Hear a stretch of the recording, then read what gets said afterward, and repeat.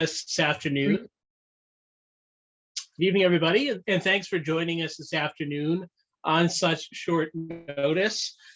We know it's the evening, and we know it's not always great after a long day to take time out for something like this, but the fact you're here indicates that you understand the urgency of the situation.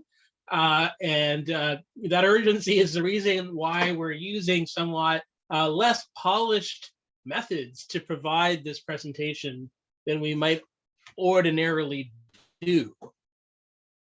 I don't know if things are set up so that you can actually see me or if you're just seeing the screen, but the title of the presentation is Fewer Homes, More Destruction, and it really is what's before us, what was unveiled on April 6th, really is a completely unhinged plan to kill smart growth. And even however terrible everything that's happened in the last little while may seem, this is just bringing things, even though you thought it was impossible, to yet another level, because it's attempting to kill smart growth and unleash sprawl really entirely in Ontario's rarest habitats. So you can see me. I'm Phil Pothen. I'm the Ontario Environment Program Manager and Counsel with Environmental Defence. And I'm here with Michelle Tom, who's the spokesperson for More Neighbours Hamilton and a key organizer with the incredible campaign that inspired so many of us across the province to stop sprawl in Hamilton, Ontario. So here's what we're going to be talking about today. First of all, I'm going to be introducing you to this really kind of mind-bogglingly bad proposal. That's the reason we've held this emergency meeting today. Put it in context of the changes that we've seen recently, because I know there's so much happening, it can be hard to understand how this is different and how it could possibly be worse. But then Michelle is going to talk to you about what this bill means. And, many of you may be here because you're especially concerned about environmental protection. But a key part of the picture here is that what the government did on April 6th and April 5th really blows out of the water any claim that it's doing what it's doing because it wants to create more housing. Because everything that it's proposing to do runs in the opposite direction relative to what everyone, not just us in our housing affordability background or at Environmental Defense, but also its own housing affordability task force, expert economists, the people who came up with the 1.5 million homes target, all of them agree that what the government is proposing to do now is going to make it harder, not easier, to deliver those 1.5 million homes. And the prelude, the thing that kind of illustrates what we expect to happen if this plan goes ahead, is what's happened in Hamilton as a result of the forced boundary expansion, which came, as you'll see, at the expense of plans for density. And then finally, it'll come back to me with some plans on how to fight back. It may seem daunting given that this government doesn't seem to care, but there is an approach that we can use, that will work, if not in the immediate term, which we hope it will, in the longer term. There we go. So Michelle and I are speaking to you from two different locations, each of which is on the overlapping territories of a different set of Indigenous nations. Because I live east of Woodbine Avenue in Toronto, I live on the territory of the Mississaugas of the Credit, the Anishinaabe, the Chippewas, the Haudenosaunee, and the Wendat people. And Michelle lives in Hamilton, where the territories of the Erie, the Neutral, the Huron-Wendat, Haudenosaunee, and Mississaugas overlap. And while the policies that we are criticizing are those of the Ontario settler government. None of that detracts from the authority and claims of the Indigenous nations and governments whose territory we are on. So what exactly are we talking about? Before we can explain what Ontario has just done now to break the system, I think it's important. I can easily forget, because I'm a land use planning lawyer, that it's not obvious to people what the system is and what it does. So right now, Toronto has an imperfect system, a system that needs to be, or not Toronto, but Ontario has an imperfect system, a system that needs a lot of improvement to actually ensure that it does what it was meant to do. But ultimately, it consists of 3 pillars. And contrary to what we might expect, the most important of those pillars is not necessarily the Greenbelt. The most important pillar of our smart growth planning system is settlement area boundary, something that you may never have heard of, that is buried in documents that you probably almost certainly have never heard of. And those are the growth plan for the Greater Golden Horseshoe and something called the provincial policy statement. So settlement boundaries are essentially a line that is drawn around our existing municipalities that is designed to stop the unnecessary distraction of farmland and natural areas and focus scarce construction capacity on efficient locations, forms, and patterns of development. So it means that you cannot, there's a defined area in which you can build, for example, new subdivisions or shopping centers or anything along those lines. And you cannot go beyond those areas unless you actually need to, unless there's no more room in those areas to build.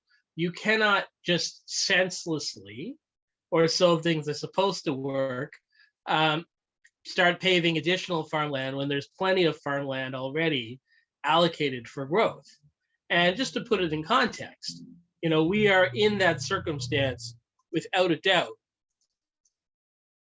where there is already, vastly more land than we need already allocated for development. The areas in red are what remains of the land that was already allocated for development years ago.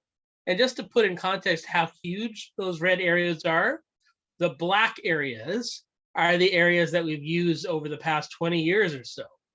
So there's just no prospect of needing any more land beyond those red areas anytime soon. So those are the settlement boundaries, and you can't use them. The second piece is the Greenbelt, which we've already talked about. So the interesting thing is there's a lot of land. So everything outside of settlement area boundaries is supposed to be off limits for development. And it's off limits for development for now, and it's off limits for development as long as it hasn't been demonstrated that we absolutely need to destroy that natural farmland, that farmland and natural heritage in order to deliver housing.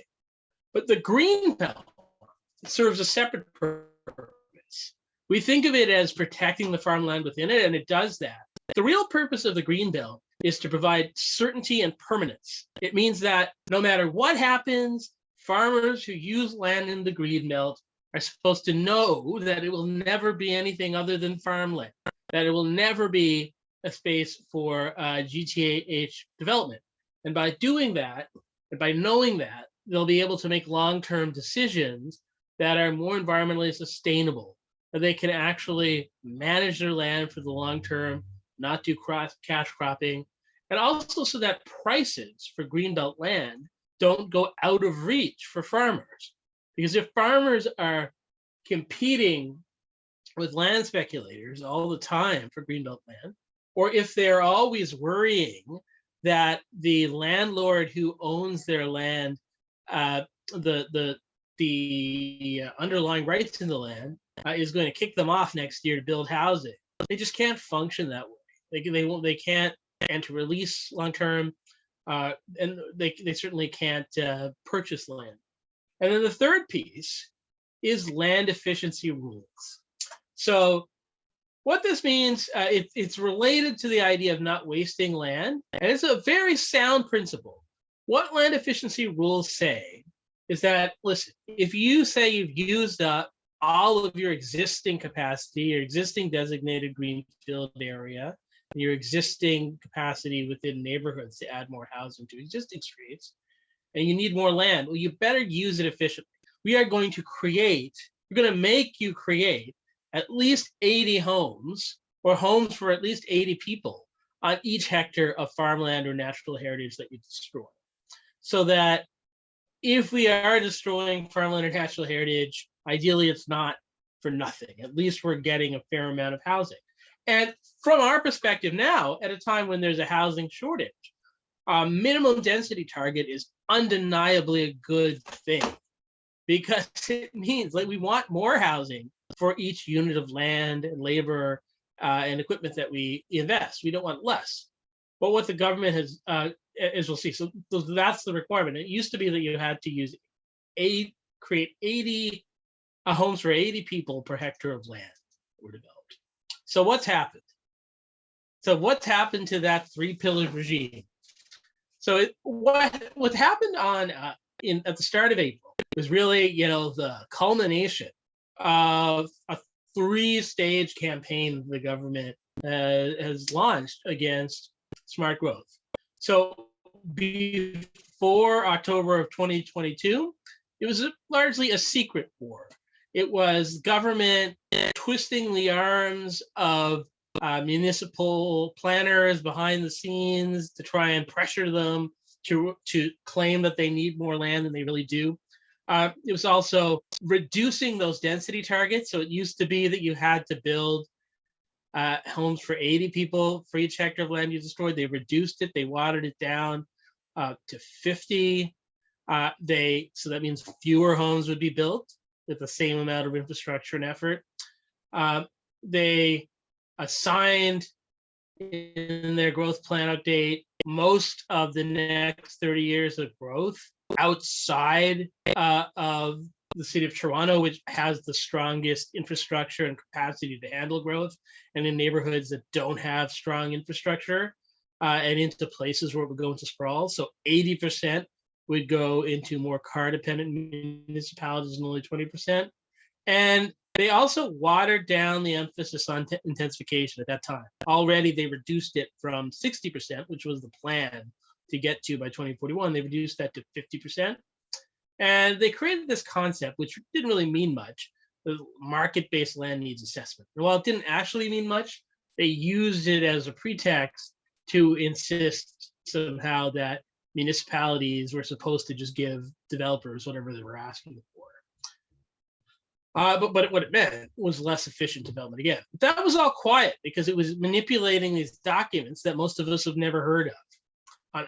On October and November 2022, that mask came off.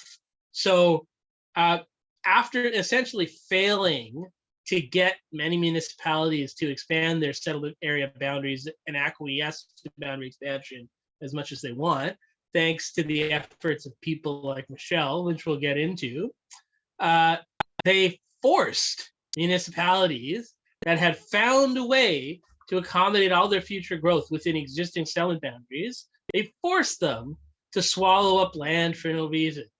And as you'll see, there are impacts on housing supply and efficiency of housing construction as a result of that.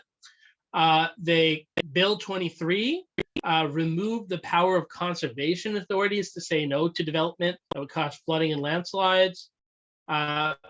They declared open season on wetlands, so they changed another sort of arcane document that most people don't know about, the wetland environmental evaluation system, so that depending on who you ask, between 80 and 90+% of wetlands that used to be off limits for development would now be open season to build on and fill in.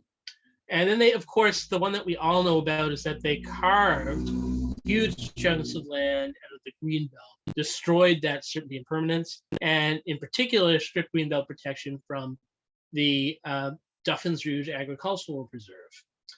So on April 5th and April 6th, you know, at this point, they had watered down the planning system. They had carved pieces out of the Greenbelt.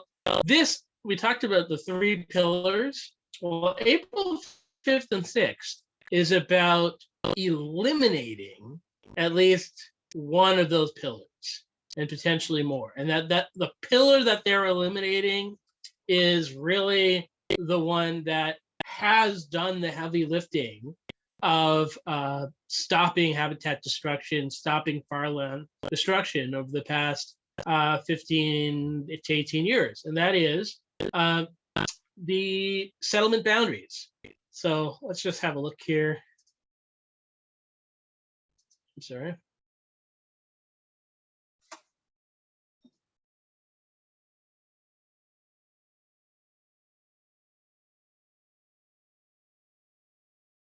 All right. So what do? You know, they keep doing things in a very cagey, hard to catch way.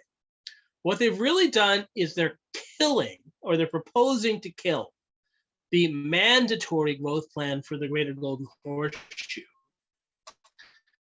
And the mandatory provincial policy statements, provisions restricting settlement boundary expansion and controlling sprawl altogether.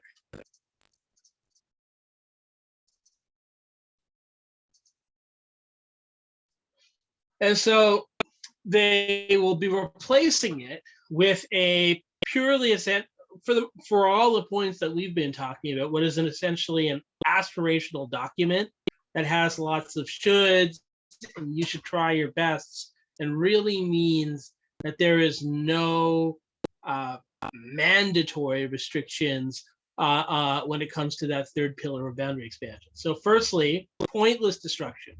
So I mentioned that a key pillar of smart growth planning is that you can't start using up new farmland and allocating new farmland for sprawl if you don't need it, if you have plenty of room already.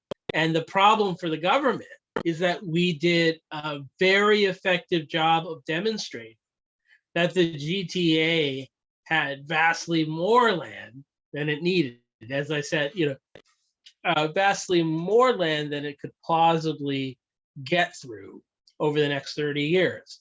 So it just wasn't credible that they needed to use up all that extra land, given that we have 350 square kilometers of land within existing settlement boundaries sitting unused. So they just got rid of that rule. They said you can expand settlement boundaries, or they want to say you can just expand settlement boundaries even if there's plenty of room in your existing neighborhoods and your existing designated greenfield areas. They say it used to be that you had to do your boundary expansion in a coordinated way so that the municipalities could plan services. Now you can do it anytime the government walks in the door, a developer or a sprawl landowner walks in the door and asks you to extend the settlement boundary. They can put you on the spot and they can get it onto the agenda at any time. Secondly, let me just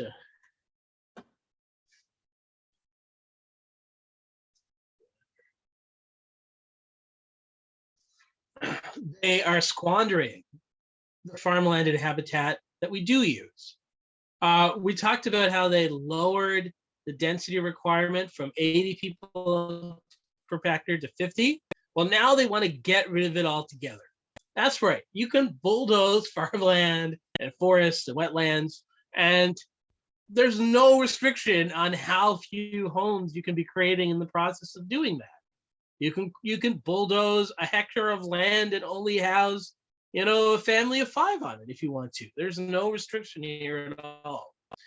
Secondly, they're making multi-lot residential development a permitted use in rural areas. So the thing that used to distinguish, land that's within the settlement boundary from land that was, not, now they've muddied that distinction because you can do multi-lot residential development in rural land anywhere. Anyway, then thirdly, even on farms themselves, they're allowing under the guise of providing workforce housing, but with no real connection to workforce housing. They're allowing farms essentially to be split up for 3 homes. And we know, based on the way the rules are drafted, that those homes would go in the habitat portions, those hedgerows and wetland areas that aren't easily farmable but are vital habitat. And then 3, no more mandate to prioritize efficient forms of development.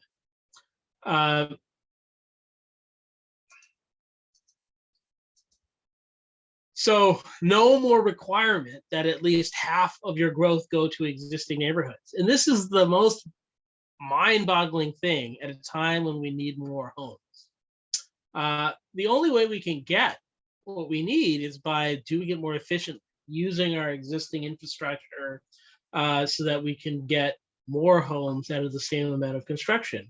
And at a time when we should be increasing the intensification requirement, the government is eliminating it altogether. And then there's something more that's coming which hasn't been announced yet, but it looks like they're set to gut the natural heritage provisions of our provincial policy statement, which would be essentially part of the 3rd pillar. So that's the main event. That is the biggest, most obvious problem with what the government did in April. It's probably the main thing that we need to be scared of and push back. But they also did something called Bill 97. And it's worth noting that everything I've said is not part of Bill 97. That's killing the growth plan for the Greater Golden Horseshoe and provincial policy statement. Bill 97, it's harder to parse what it means in some ways. So these are the main features of Bill 97. First of all, it does something which a previous law, which if you follow our webinars, discussed, did for the old plan. So a previous bill about 1.5 years ago exempted minister zoning orders from the most basic rules of land use planning, which were those rules in the provincial policy statement and the growth plan and from official plans. Well, first of all, Bill 97 exempts them from this new watered down, even the aspirational document. MZOs are not subject to it anymore. Secondly, and here's the real question here. We don't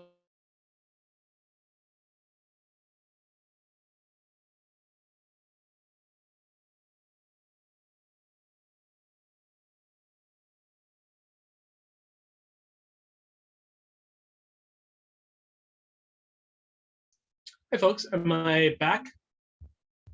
You are now. Yes. I don't know what happened there, but I lost my connection. Second,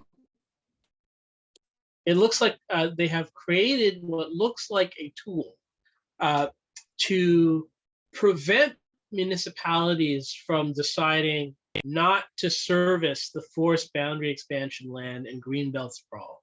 And they've created a mechanism to force landowner municipality agreements. And it looks, although it's not completely clear, like this could be used by municipalities.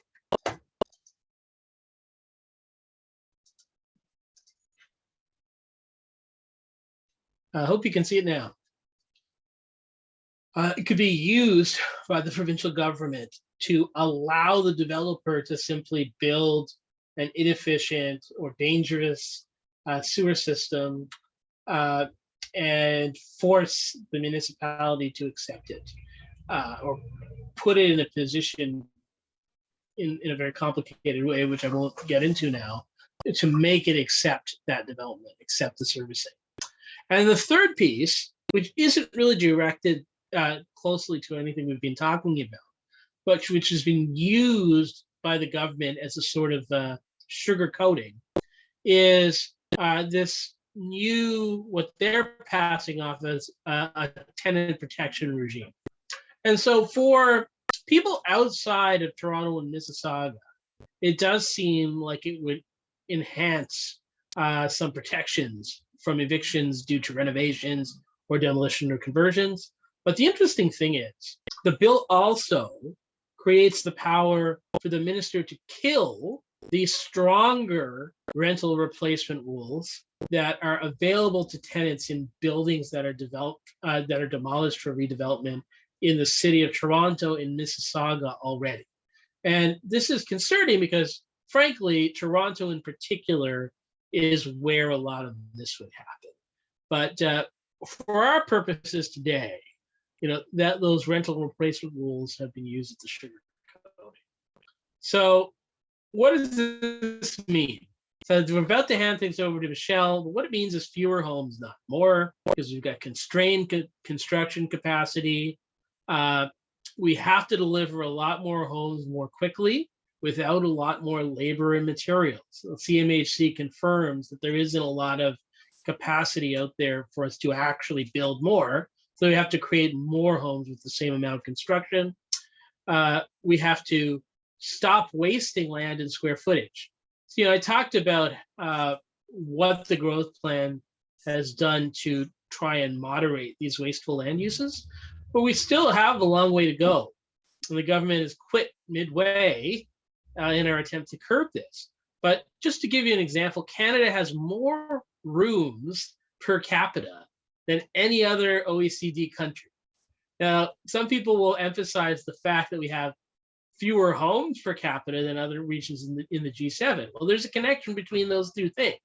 The same amount of square footage is going to fewer, larger homes. And that wasn't always the case, because the average house size in 1975 was just 1,050 square feet. That was a single detached home. While today the average new Mississauga house is 3,900 square feet.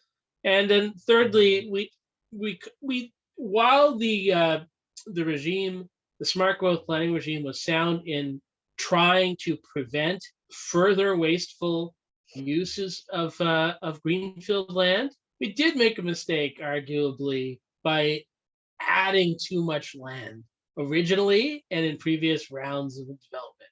So for this entire period, we haven't been as efficient as we should in developing even greenfield land. So we haven't started to see the efficiency that we need, because we already had 350 square feet, kilometers, more than that already designated for development. So we were nowhere close to hitting the bottom of it. So the consensus answer, as you'll see and as we'll get into, was to use more efficient development patterns, direct growth to existing neighborhoods so that we don't need to build more infrastructure, and so we get more bang for our buck, to shift to more compact and labor efficient forms of family housing, to legalize 1,000 square foot family size walk-up apartments and townhomes on residential streets that are now mostly reserved for detached houses, to crack down on inefficient development, McMansions and sprawl that squander our construction capacity, and to increase Toronto's share of planned growth. And you can see that in documents like our housing affordability backgrounder, which we put out long before the government's attack on the growth plan, or even what happened in October. And it, frankly, was in the government's own housing affordability task force. So this bill and Bill 23, which came before it, the Greenbelt removals that came before it, they do exactly the opposite of what everyone has been telling the government they need to do to deliver more housing. They've done weak, fig leaf, symbolic gestures on getting rid of that exclusionary zoning and supercharging densification of low density neighborhoods. And instead, they've encouraged wasteful sprawl development and removed the requirement to focus on infill if this proposal goes ahead. So Michelle is going to talk about how this impacts, with the example of Hamilton, the potential for new housing. Thank you, Phil. I'm going to stop my share, and Michelle, I'll let her share hers.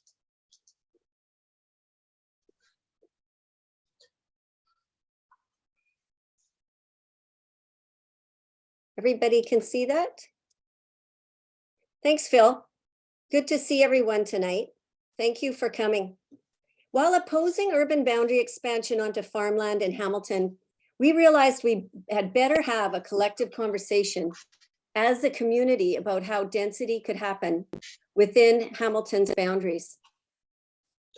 I want to show you tonight how we built that vision of smart growth by creating More Neighbours Hamilton, using the least desirable social media platform, Facebook, and the second most undesirable, Twitter, during the pandemic. But it worked. We built a cadre of allies who believe that we have enough single family homes already and that it was time to have more affordable options in our housing choices without sprawling onto the best soils in the country. As Phil says, we can't squander precious labor and supplies for McMansions on farmland. We also made sure to amplify our allies, such as Hamilton Acorn, because affordability means both owned and rental units. Renters had a win today on a renoviction motion. I know Craig and Nancy and others probably were cheering that on. Organizing works. I want to start this conversation with the context of affordability and the caveat that consecutive federal and provincial governments abandoned social investments in housing since the 1990s and have let wages stagnate for too long. Right now, little to nothing is being done to curtail the crushing power of corporate real estate investment companies who buy housing stock in blocks. Individual prospective homeowners have no chance in competing with these REITs, as they are called. But there are solutions. In fact, BC is spending $500 million right now to offer nonprofits to buy older rental buildings so they don't get scooped up by investment corporations. This is a way to ensure that affordable housing stock isn't lost to the private sector. We are in a housing crisis for many structural reasons. Tonight, we are focusing on land use policy, but this issue demands a broader conversation. On my very first call with our friend Phil tonight, way back in February of 2020, we talked about the fact that the population growth of Southern Ontario could support the walkable, transit-friendly neighborhoods you see when you visit Montreal or Europe. Imagine living in places like Vienna, where 60% of people from all walks of life live in nonprofit housing. I'm lucky to live in a neighborhood with loads of density and a short walk to great coffee shops and an array of restaurants. But costs are high in Hamilton because most of the sprawl is subsidized by the density in my downtown neighborhood. We actually need gentle density everywhere. As most of you know, there are many Hamiltonians on the call tonight. 2 summers ago, more than 16,000 people engaged in a city hall survey, and over 90% chose to save farmland. And they also chose to increase our density. Hamiltonians overwhelmingly came around to the fact that sprawl was not desirable, priceless farmland was worth saving, and that density could actually improve our lives. Then, as Phil has said, and many of you know this, the province overruled our Hamilton municipal decision in November of 2022, along with a fire hose of changes to the planning and environmental protections of Ontario. We have enough land. The Premier tasked his own task force, and they say so. Let me read to you what they say, because honestly, we couldn't say it better ourselves. Greenbelts and other environmentally sensitive areas must be protected, and farms provide food and food security. Relying too heavily on undeveloped land would whittle away too much of the already small share of land devoted to agriculture. Modernizing zoning would also open the door to more rental housing, which in turn would make communities more inclusive. Allowing more gentle density also makes better use of roads, water and wastewater systems, transit and other public services that are already in place and have capacity, instead of having to build in new areas. So why didn't the Premier and Housing Minister listen to these experts? With Bill 97, as Victor Doyle and Phil have both said, the density targets are now basically obsolete. Virtually everyone says that Bill 23 and Bill 97 won't get more homes built faster. and they won't be cheaper. But our taxes will go up to pay for the new infrastructure costs. You know, people are waking up to what is happening. Real estate in Ontario has become an extractive industry, aided by the province to pilfer our publicly owned spaces and our protected farmland for peanuts, to provide huge profits for a few speculators. Sprawl outside urban boundaries means more money needed for new roads, new pipes, and new services. Our friend Hamiltonian Ryan McGreal says, sprawl is a net cost, while infill is a net savings for municipalities.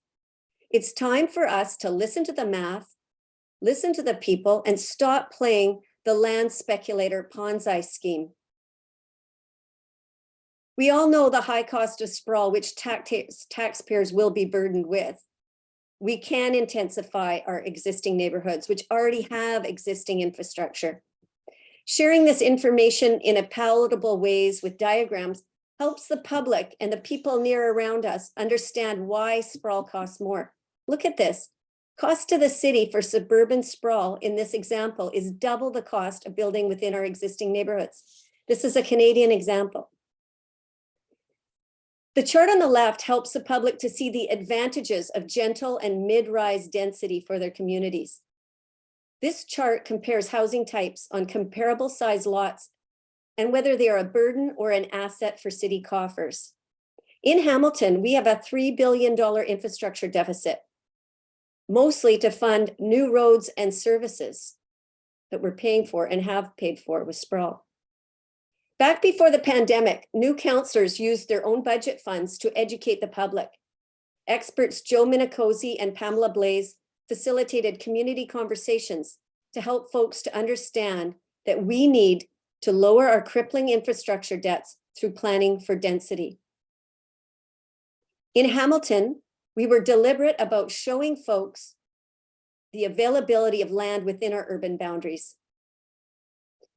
We were lucky enough to create a distributed set of teams, which took on different parts of campaigns, and this one encouraged density. These were shared week by week, and the public became really engaged in interacting in the conversations, even taking photos of empty lots or derelict commercial spaces that could be reimagined, and people shared them within our social media community.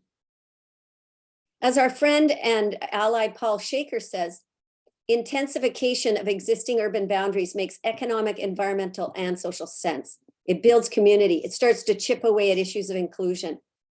It helps us to achieve our stated goals of being the best place to raise a child for aging in place and reducing our carbon footprint in Hamilton and addressing the climate emergency. And we were one of the first of the cities in Canada to declare.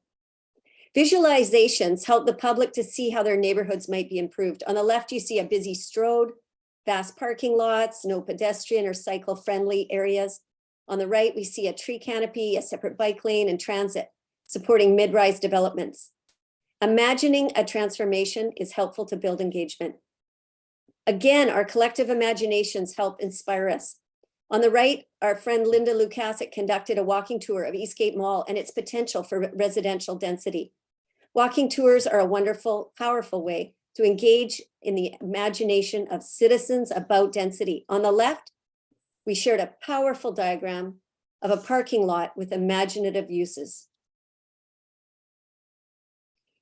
We talked about the changing needs of citizens in our social media campaign. We can see that Hamilton and much of the GTA, for that matter, is awash in detached housing types that are hard to maintain and expensive to own.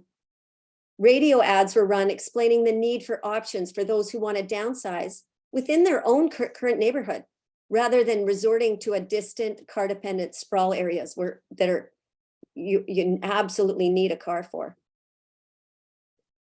Duplexes can double the density of a single home neighborhood. People are comfortable when they see what these density options look like, and we share these on social media. Cheryl Case, the editor of the House Divided book you see on your right, delegated with us in Hamilton to stop the urban boundary and explained how 1950s bungalows could be converted into quality duplexes like these instead of McMansions. We also shared good examples of density from other cities. Vancouver has been very successful in implementing laneway homes, as you can see from this map. We launched a delegation drive for a city council meeting on laneway suites, and folks like Emma Cubbett hosted walking tours of them. We have existing neighborhoods without access to proper transit here in Hamilton. When we build up density, we can fund appropriate transit solutions. Laneways can help. Also, as Jane Jacobs once said, eyes on the street mean more public safety. Eyes on the alleyways also can become part of the neighborhood. We've also supported and amplified calls for a vacant house tax in Hamilton. We know it has been an effective tool in BC. BC's speculation and vacancy tax returned 20,000 empty units to the rental market. We look forward to success here too. There is only so much construction labor to go around in this province right now, and the Conservatives want to squander it on mansions on farmland. Also, how could mansions on distant lots away from services be built faster? In Hamilton, like most cities in Ontario, we have incredibly low densities, 509 people per square kilometer. Our downtown is starting to gain density again, but we must halt the spread. We've already had too much expansive sprawl. Our maxim in organizing in Hamilton is go big or go home. We flooded the inboxes of municipal councillors to encourage density, and it worked. And we can now pivot to do the same with the province. We need to overwhelmingly demonstrate we are engaged and devoted to density and not backing down on this issue. Our communities in Ontario have the room to grow without resorting to costly sprawl. Phil will be sharing some ideas about next steps after our question period. We have something that government doesn't have right now, and that is the moral high ground. Sprawl is costly, unhealthy, and leads to more traffic. No one seems to be supporting it other than speculators and lobbyists. We have, as our friend Kojo Damptey says, people power. Thank you, and back to you, Phil. Thanks, Michelle. So I'm just going to leave, if you could go back to maybe one of your earlier slides, what the result of organizing by Michelle and so many other residents of Hamilton was, is a plan that allocated more than 80% of future growth in Hamilton to existing neighborhoods. So it was a proposal that would have delivered these compact, lower cost forms of housing on existing residential streets, in existing built up areas in Hamilton. And they used their organizing around stopping sprawl to really, bulldoze and brush aside and get people past their traditional aversion to densification in neighborhoods. And so what happened in Hamilton when the government chose to overthrow that plan? The government did this by forcing a massive settlement area boundary expansion that Hamilton said it didn't want. But the key piece that we've missed, that easily gets overlooked, is that they canceled that 80% densification target. So this means that in Hamilton, the impact of this settlement area boundary expansion will be fewer of those more efficient homes in the neighborhoods where they're actually needed. And this was reflected in a statement by one of the new councillors, Cameron Croach, when asked when Hamilton was asked whether it could meet the provincial government's supposed housing target for the city of Hamilton, Councillor Croach rightly said that while Hamilton was committed to doing its best to meet the housing target, the government's decision to force outward boundary expansion was going to divert resources away from those intensification plans, not just city resources, but the constrained construction capacity in the GTA more broadly. And this means that every one of these McMansions, like the one that Michelle is talking about, means, at least one or two fewer homes overall. And potentially, when it's a big one like this, every square foot of home in this kind of structure is coming at the expense of, homes that people that would actually, house more families. So I guess we're going to switch back and share my old screen again. So what does this mean? Let's see. What can we do about this? My colleague, Matthew Lepelke, will share our action at the end of this event, and I'll share it in the chat if it hasn't been shared already. So we have launched a letter to Target that would basically, it's asking the minister and all the members of caucus, the government caucus, to really abandon this plan for boundary expansion.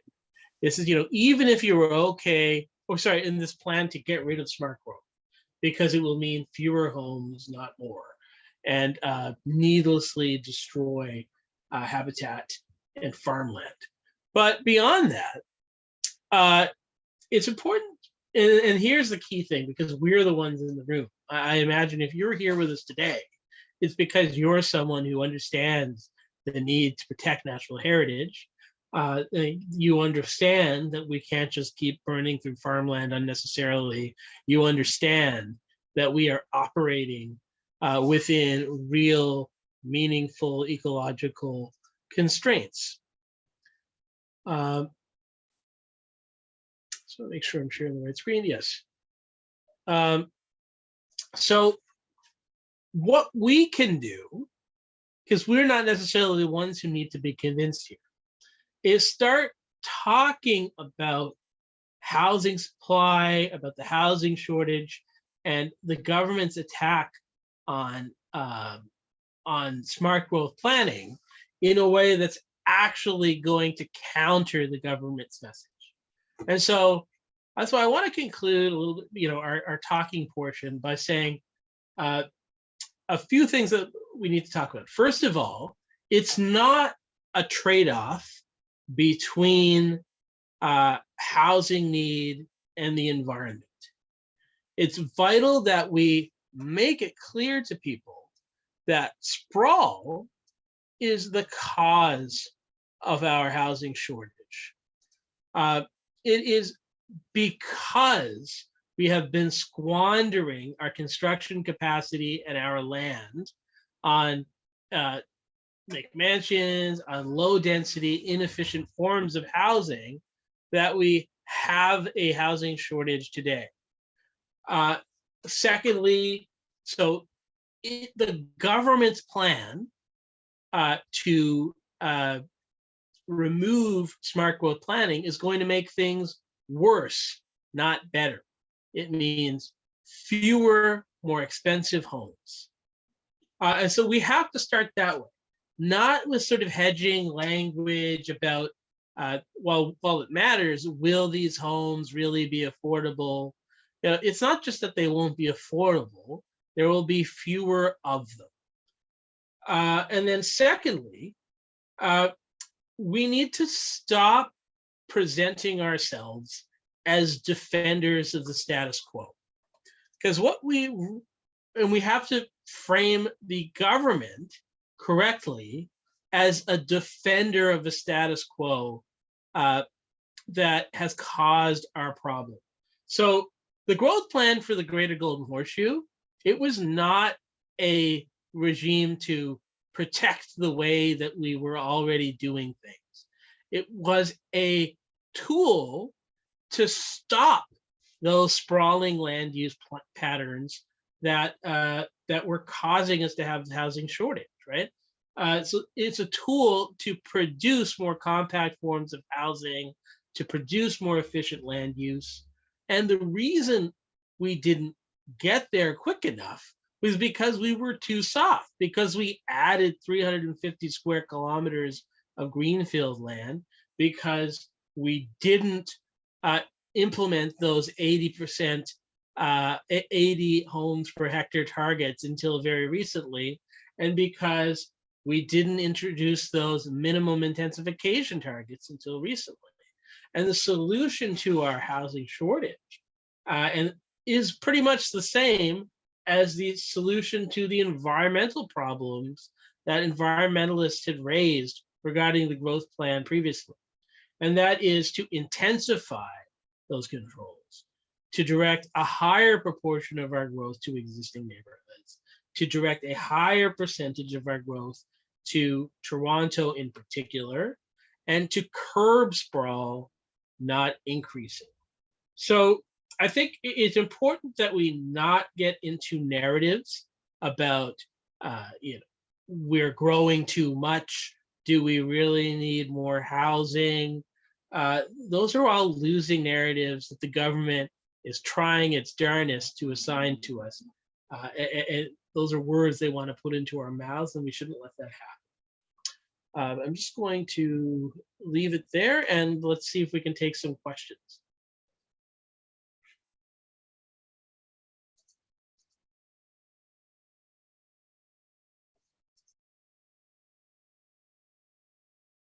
I can put them in the chat, but I could also just read them out. I guess one person Sure. had a question about the residential severances on prime land in the questionnaire form that we had previously.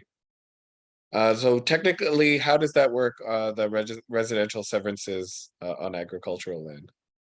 Well, essentially, it's permitted now, as far as we can tell, for a farm to be for two separate residences to be added to a farm in addition to the primary farm residence.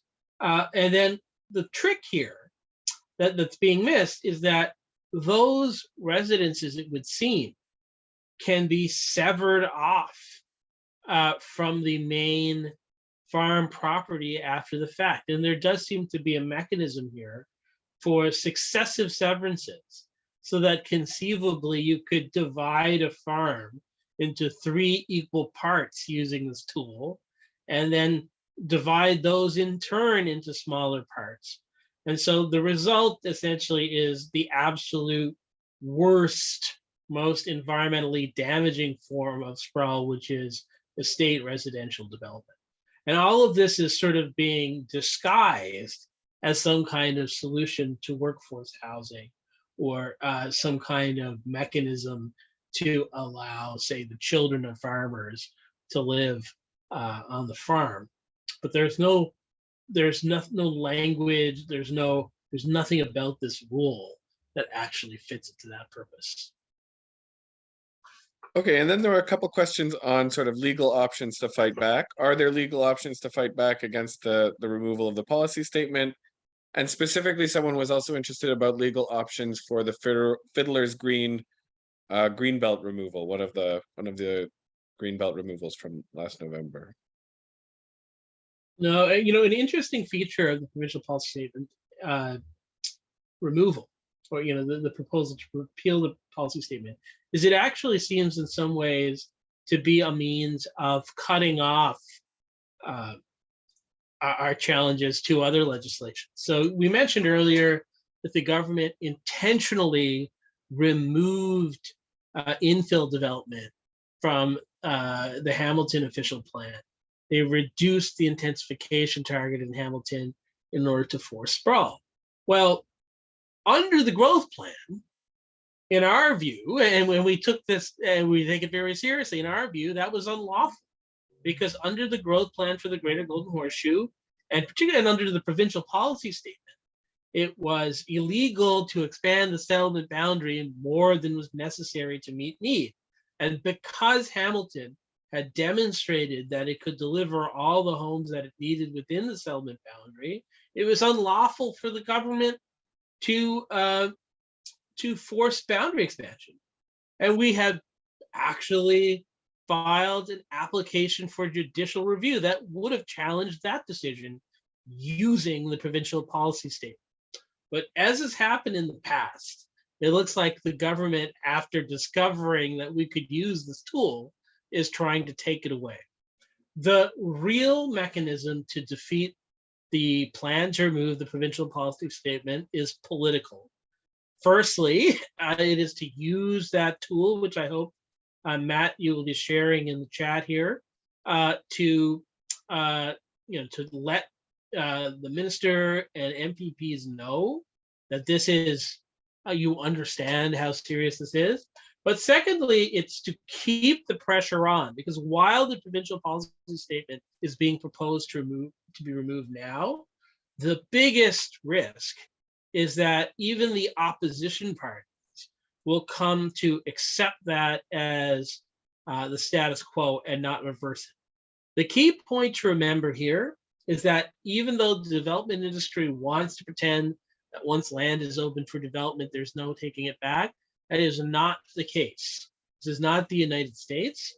This is Ontario. And that means that a future government can and should reverse these forced boundary expansions, reverse the removal of the provincial policy statement, and revoke any planning permissions that are granted as a result of this provincial policy statement, or as a result of the provincial policy statement being removed. But if we want that to happen, we have to register publicly that the government did not have a mandate to do this, and that people are so angry about this that they're willing to take that extraordinary measure. Because if we do not register, if we ignore this, if we think the government isn't going to change its mind, so why bother? The problem is that that's going to go beyond the government itself. It's going to seep into the minds of the opposition. And when the developers start knocking on the door of a future government, yelling and screaming and talking about how extreme and insane it is for them to take away their building permissions, the government may give in because they don't understand. We haven't made it clear how adamant we are that those permissions be removed. Great, thanks. There was a question. So there's lots of questions. I'm not going to be able to get through them all because we also had some that came in on the form before, but there was a question about how to encourage development on lands that have already been zoned. So you pointed in your map some of those, and I think Michelle also has some interesting comment here on the work they did on vacant lots as well. So maybe we'll start with Michelle, but both of you can sort of talk about encouraging development on lands that have already been zoned for development. Yeah, so in Hamilton, we had that team consisting of Charles Bolanero, Zoe Green, Laura Katz, Cameron Croach, who's now a counselor, Kathleen Livingston, who's with us tonight, Francis Murray, Chris Ritzma, Esme Tondro, and Jill Tonini, who used Google Maps and polygon shapes and went through and took neighborhood by neighborhood and examined, under the tutelage of Dr. Linda Lukasik and Dr. Suzanne Mills from McMaster, where were opportunities within our own neighborhoods. And it kind of shifted the paradigm in Hamilton. Prior to that, I think there'd been a lot of NIMBYism and a lot of resentment around density and growth in existing neighborhoods. People were excited to go live up on the mountain and get a nice big home up there. And there was a shift in thinking about, wow, we have so much space downtown. And really cool restaurants started popping up, many of them from Toronto because they couldn't afford the rent in Toronto. And all of a sudden, this became a much more desirable area of our community. And it was thanks to that kind of mobilizing force of a team of creative people really examining our neighborhoods for all of that sprawl. And when we look around, and I'm sure you do too, you see in your own neighborhoods long strip malls with massive parking lots that are just really useless and they could be changed. So I'll send it back to Phil and Matthew. Yeah, so I've just shared a link, which I think is the crux of my answer to the question. And that is, in this environment where the government is trying to make it easy to sprawl outwards and removing the legal prohibitions on sprawl, the most effective way to prevent sprawl and to ensure that development goes to existing built-up areas, existing designated greenfield areas, is to make it much, much easier to build that development and much more attractive to live in those places than it is in sprawl. And how do we do that? Well, a great example is the policy that we've been pushing for in the city of Toronto, which is a first step only. But it's when we're allowing multiplexes in neighborhoods, it is not just allowing them in theory, like the government is asking for, saying that it's not illegal to build a multiplex, but actually changing all of the other rules, removing the obstacles that might make it less attractive to build a multiplex. So that means allowing a multiplex building to be up to 19 meters deep, even when a single detached house might only be allowed to be 17 meters deep. It means exempting multiplexes and denser, more compact forms of housing from the floor space index requirement, so that you can build more square footage if you're building several compact homes on a given lot than you could if you were building one detached home. It means increasing the planned densities for greenfield development that we've already set aside, and that's a separate piece. It means getting rid of minimum parking requirements so that developers don't need to, when they're building in the city, they don't need to waste resources and money on building parking. They can actually have no on-site parking. Using street parking rather than driveways or parking pads. It's essentially creating a path of least resistance so that the easiest way to get return on your private dollar, even if you're a private investor, is to develop on existing neighborhoods and existing designated greenfield area, so that by comparison, sprawl is just unattractive. Great, thanks. I also see a question in the chat about interim control bylaw being used to stop sprawl, particularly in a township in Simcoe County. Like, can you use an interim control bylaw to stop sprawl, especially on environmentally sensitive lands? Could a township do that? I don't want to comment on a specific case, and it is complicated. There are like complicated sort of technical rules for it. Certainly in theory, yes, an interim control bylaw could be used to delay sprawl, but I don't know if it would apply in the circumstances you're referring to. So maybe we should chat offline and we'll see what the situation is like. Good to know. So there were also quite a few questions came in about conservation lands in the forum. I think that's not in the most recent changes, but it's getting in the news again. So people were asking, one question was about, like, if land has been donated to the conservation authorities, how is it possible that it could be sold off for building? And then someone else was asking about, like, who's working on protecting the conservation authority lands. So I guess we are working on protecting the conservation authority lands. There is a process that's been set out for identifying these lands, and I think that that process itself is going to have to be a key locus of our organizing. It means you need to find out what the process is in your conservation authority, and just as we have organized to stop boundary expansions, we're going to have to organize at the local level in dozens of different places, because a lot of those conservation authority members, right? There's a board of elected officials there. You've got to make it politically toxic, politically impossible for them to support inclusion of land on that list. And then, yeah, I'll leave it there for now. great. So then I guess maybe a good closing question, because it may be on everyone's mind. And sorry, Michelle also I think has some info on conservation lands, maybe? And who's sort of tracking the development there and the species there? Well, I know that Brendan Samuels from Western has got a database for tracking endangered species and such, and biodiversity for the Greenbelt. And I know that there might be an appetite for folks in each conservation area to do the same. So stay tuned for that information. And I know that Kathleen Livingston in the chat has, I think she's connected to Greenbelt Guardians, and I know that they've been monitoring lands for growth for urban boundary expansion and Greenbelt and conservation.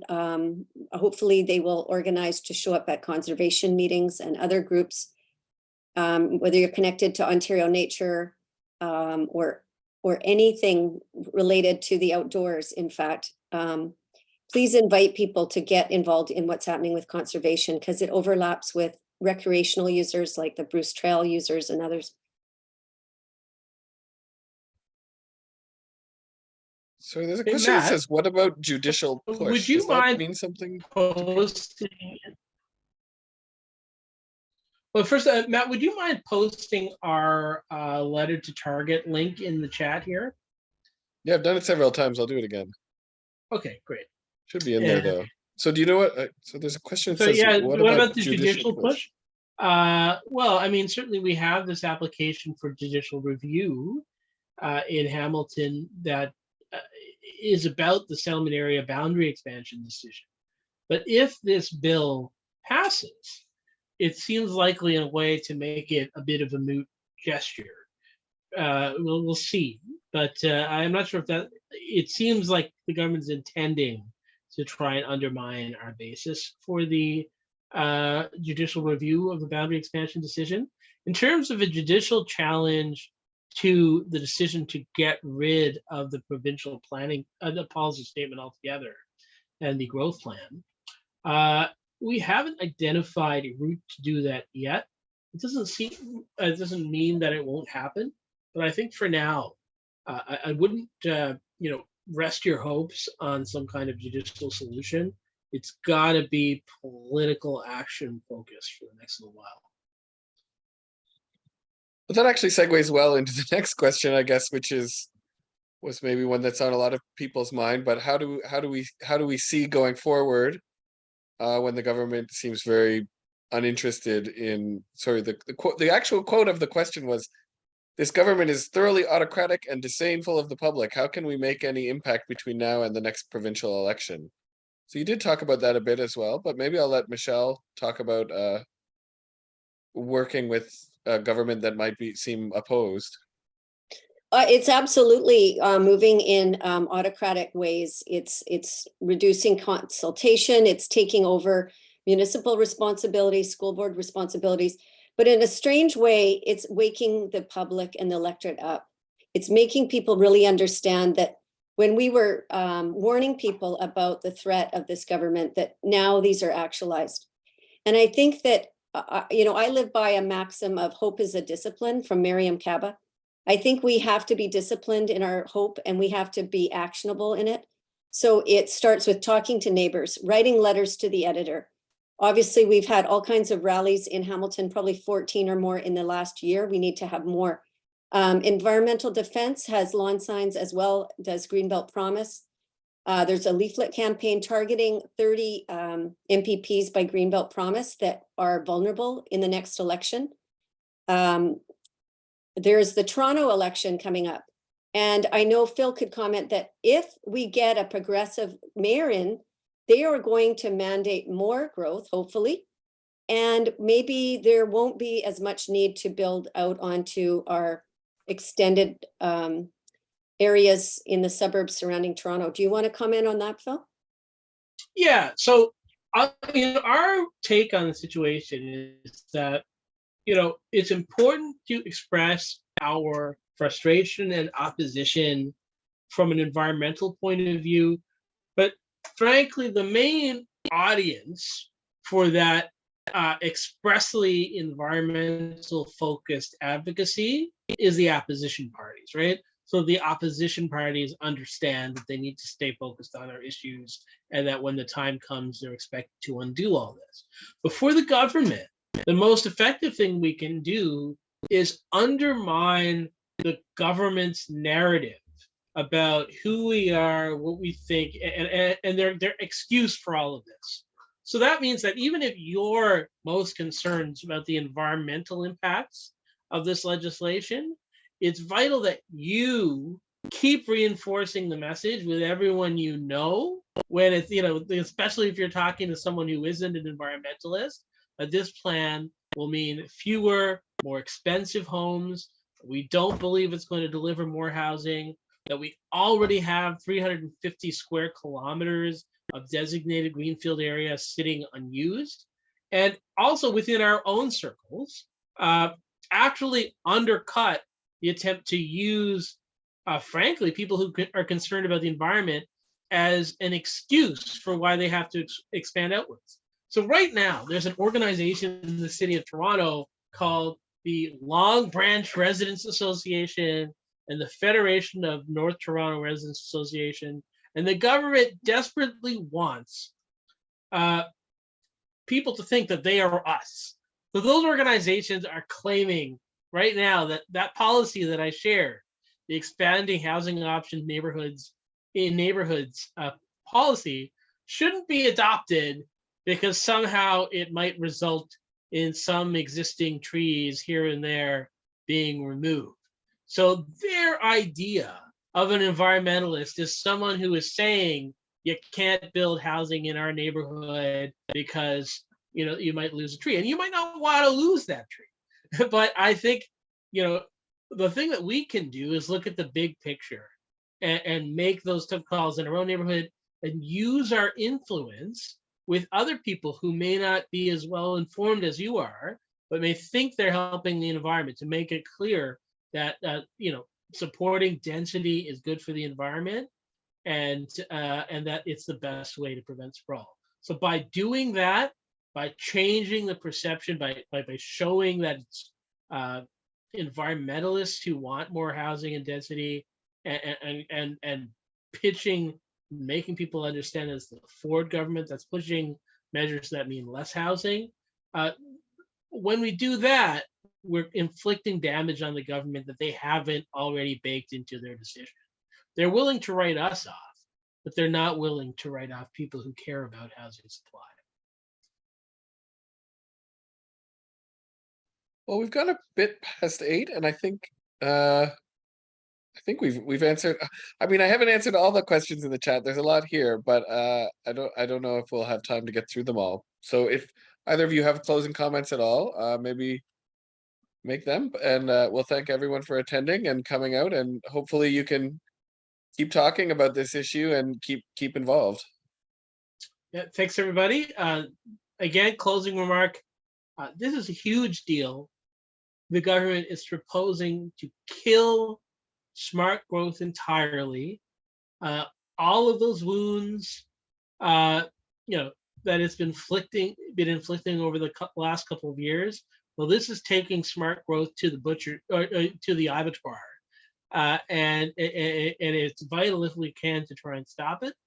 But secondly, whatever happens, is vital not to accept it as a fait accompli, to keep it on the table that it's the thing that needs to be reversed. It's a big deal. We've got to save growth plan for the Greater Golden Horseshoe, and if we can't stop the government from repealing it now, top of our agenda needs to be pushing the government to restore it and demanding that any opposition party that takes power, top of their agenda is to restore the growth plan and strengthen it. Yeah, and I will just add that I was on one of your webinars listening to David Crombie, and he said the only ecosystem that politicians live in is one of votes. And remember that some of these people, this is their livelihood. They're depending on another term in government. They need to be pushed. And we do have 3 years, which might be really a great time to build that groundswell of engagement, grassroots engagement, to really turn the tide and flip this government. Thank you all for coming out. They were great questions and excellent participation. And until next time, take care, everybody. Cheers. Have a good evening.